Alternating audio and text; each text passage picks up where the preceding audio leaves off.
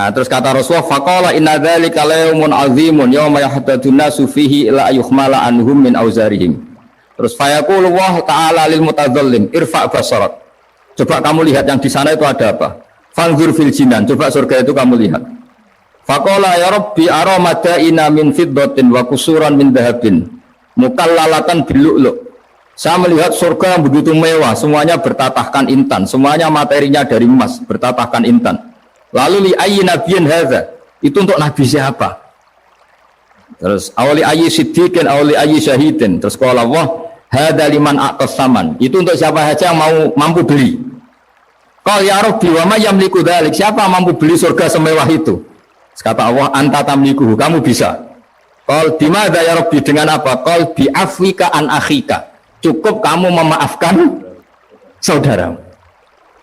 Jadi kalau maafkan tidak pakai uang itu kurang seru. Yang seru itu punya teman utang 1 juta dimaafkan. Jadi maafkan paling seru itu maafkan apa? Utang. Kalau maafkan sama-sama salah miso apa itu enteng itu. Jadi yang seru itu teman punya utang 100 juta kamu itu seru. Tapi nanti aja di akhirat nanti sudah ada akhirat.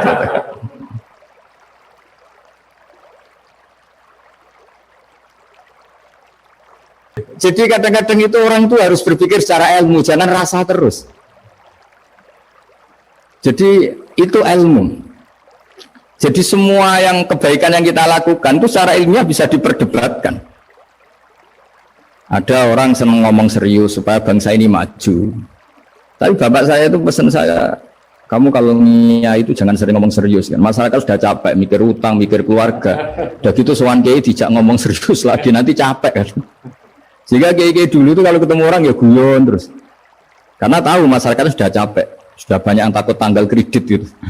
Sudah takut tanggal kredit, takut problem sowan kiai diancam neraka lagi, itu kan ketakutan berkali-kali. jadi makanya ini kan kebaikan itu dievaluasi karena kita tidak nabi, tidak wali. Jadi kalau kata hikam itu apa yang Anda kira baik itu ada masalah. Apalagi sedang masalah.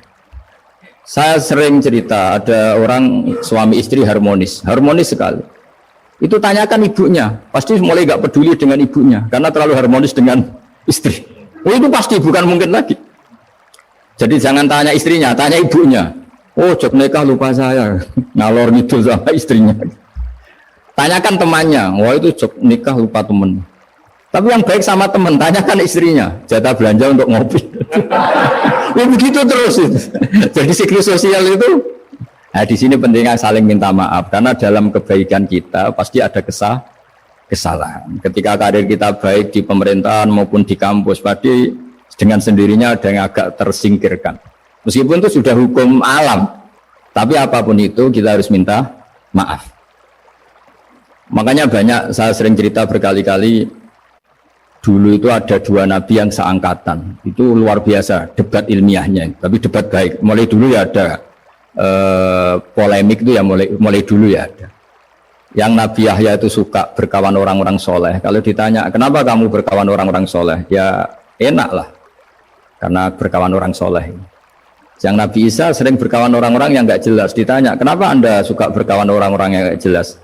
Innama ana tabibun udawil mardo. Nabi dan kiai itu ibarat dokter, ya tentu menyembuhkan yang sakit. Kalau Anda seorang dokter pasti neliti daerah-daerah pandemi, masa neliti daerah sehat. Nah, jadi dulu bapak wasiat ke saya gitu, kowe nak jadi kiai kayak bengkel, jadi kiai itu kayak bengkel, kalau nggak siap dadani orang nggak jelas ya jangan jadi kiai kan. Itu ya, tapi kan masalahnya kita sendiri solehnya pas-pasan, takut terkontaminasi. Jadi yang jelek bukan jadi baik, kita yang baik jadi jelek.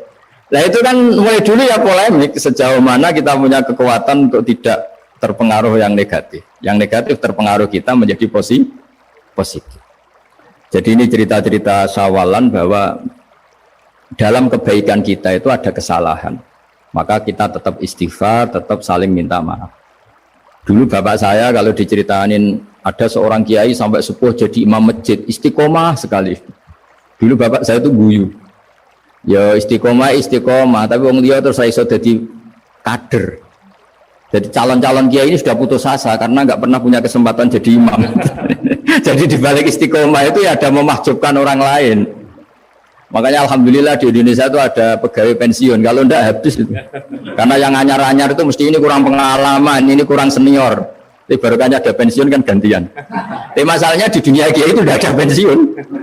Tambah sepuh tambah mantap, tambah sepuh tambah mantap. Nah itu sebaiknya ya mulai mundur-mundur sedikit dari imam masjid gitu. Ya nyari-nyari yang lain lah supaya ada kaderisasi, ada.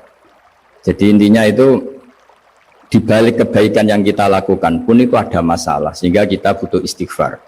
Di sini pentingnya dawuhnya para wali-wali, dulu ada istilah wastighfaruna yahtaju ilal istighfar. Ketika kita minta maaf, sebetulnya minta maaf sendiri itu butuh minta maaf lagi. Minta maaf lagi itu butuh minta maaf lagi. Misalnya saya dengan Mas Hilmi ini akrab, pernah pakai uangnya misalnya. Itu kadang kita bayar itu malah tersinggung, kok kayak orang lain saja bayar. Minta maaf juga gitu, kalau kamu punya teman akrab, terus minta maaf resmi itu tersinggung. Kayak wong liya ae jaluk sepuro. Jadi kadang dia sepuro itu malah masalah. Itu kan sama, kamu punya teman akrab terus kalau mau main, assalamualaikum, sakit masuk nopo boten, angsal boten, boleh nggak main? Itu mesti teman kamu tersinggung. Kok kayak orang lain saja. Artinya ketika Anda merasa benar karena protokoler ketika masuk ke teman, ternyata itu salah. Teman kamu maunya nggak protokoler karena sudah akrab. Tapi ketika kita merasa akrab, ternyata selonang-selonang dianggap problem, kita tidak pernah tahu. Nah di sini kata ulama-ulama, minta ampun itu kebutuhan manusia, karena dalam kebaikan kita pasti ada kesalahan. Makanya disebut wastighfaruna yahtaju ilal istighfar. Kita selalu diajari Rabbana dzalamna anfusana, ya Allah kita ini selalu mendolimi diri kita sendiri. Jadi saat kita baik pun ada unsur kesalahan. Yaitu tadi, kalau Anda jadi orang pasti ada yang termahjubkan. Kalau Anda kiai besar atau profesor atau pejabat turun ke bawah, ya kalau gubernur turun terus ya bupati gak jadi bintang kan. Kalau saya kiai besar misalnya turun terus ya kiai kampung itu ya kasihan. Saya pernah diundang Manakipan tidak datang itu kiai kecil bilang matur nuwun Gus gak teko atau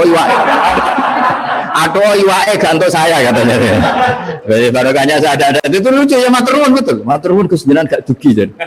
Akhirnya jatah besarnya untuk saya. Nah tapi yang punya rumah komplain, Gus Pak Udang ratau teko pepe aku wong cilik. Aduh. Nah, ini saya harus mendahulukan versi Soibul Bait yang punya rumah apa versi kiai yang termahjubkan. Artinya pilihan apapun saya harus istighfar karena ada saja unsur salahnya. Ya makanya ini kan makanya ya saya minta UGM juga saya sering undang saya terus nanti dikira karena kampus besar Gus Pak mau juga keliru lagi. Kalau 1-2 kali mungkin boleh, kalau keseringan ya nggak boleh, nanti itu dikira saya maunya hanya sama kampus besar, padahal saya sama RT ya sering datang juga. Nah ini yang terakhir saya bacakan teks otoritatif sebagaimana janji saya. Kata Rasulullah SAW di sebuah hadis, ini terakhir nanti supaya nggak lama-lama saya juga punya wadhifah. Ada orang itu punya hutang itu ya hutang, memang hutang. Singkat cerita orang itu tidak bisa bayar sampai akhirat. Dan aturannya Allah, orang yang punya hutang tidak bisa bayar ini harus diaudit, harus diselesaikan di akhirat. Kalau tidak bisa diselesaikan di dunia, diselesaikan di akhirat. Walhasil akhirnya di akhirat itu ditagih dan tidak mampu bayar. Karena di akhirat sudah tidak ada kredit, tidak ada ATM, tidak ada apa saja. Terus kata Allah, solusinya kebaikan kamu dikasihkan yang ngutangi. Ternyata kebaikan dia tidak cukup juga. Bayarnya apa? Kejelekan yang ngutangin dikasihkan yang utang. Kayak apa celakanya? Kebetulan yang ngutangi salahnya banyak, ini kan repot. Tapi Allah itu tidak suka kalau ada orang mukmin yang satu saudara kemudian masuk neraka karena saudaranya ini. Kata Allah, jika ini masuk neraka berarti disebabkan komplain atau ketidakikhlasan temannya yang mukmin. Masa orang mukmin menyebabkan mukmin yang lain masuk neraka? Allah tidak ingin. Makanya diantara nikmatnya beragama itu ukhuwah, persaudaraan. Baik persaudaraan atas nama iman atau atas nama kebangsaan atau atas nama kemanusiaan. siap. Akhirnya si yang ngutangi ini tadi, jangan dibahasakan kreditur, nanti kita kayak bank, pokoknya yang ngutangin lah nanti. Ya bahasa gampangnya yang ngutangin, karena tidak semua orang ngutangnya sama bank. Sama Allah ditunjukkan satu surga yang luar biasa. Nanti tak baca teks Arabnya ya, supaya dapat berkahnya bahasa Arab. Terus saking mewahnya surga itu, si yang ngutangin tanya, ya Allah itu untuk nabi siapa? Karena semewah itu pasti untuk kelas nabi. Atau untuk wali siapa?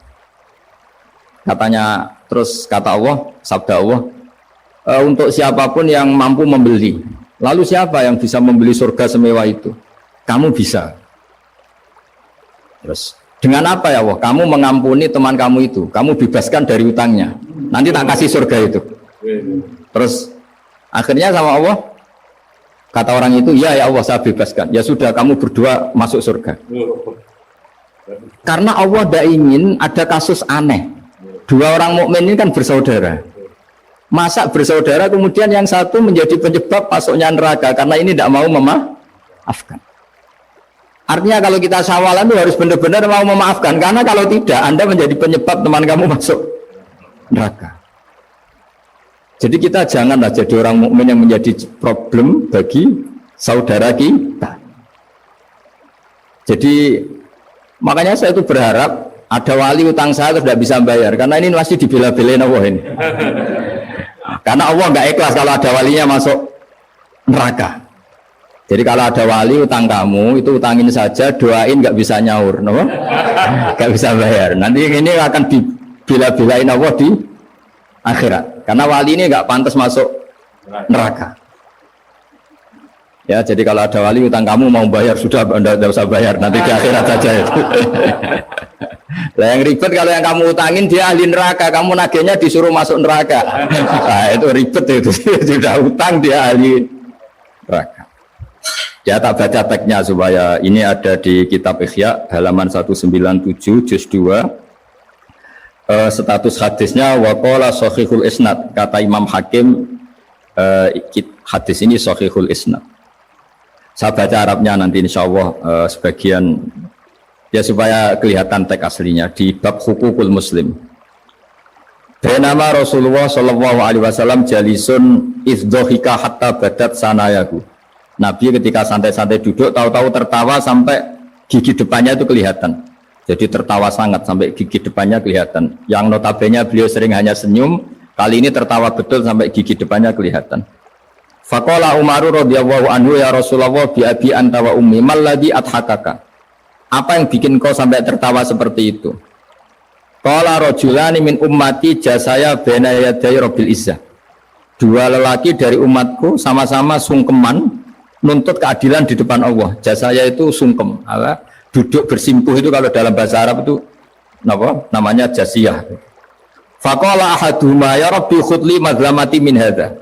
Faqala wa rudda ala akhika madlamata. Qala ya rabbi lam yabqali min hasanati syai'un. Faqala wa ta'ala li talib kaifa tasna'u bi akhika wa lam yabqalahu min hasanati syai'un. Faqala ya rabbi falyahmil anni min auzari. Kalau kebaikannya dia tidak cukup, ya salah saya supaya dilimpahkan ke dia.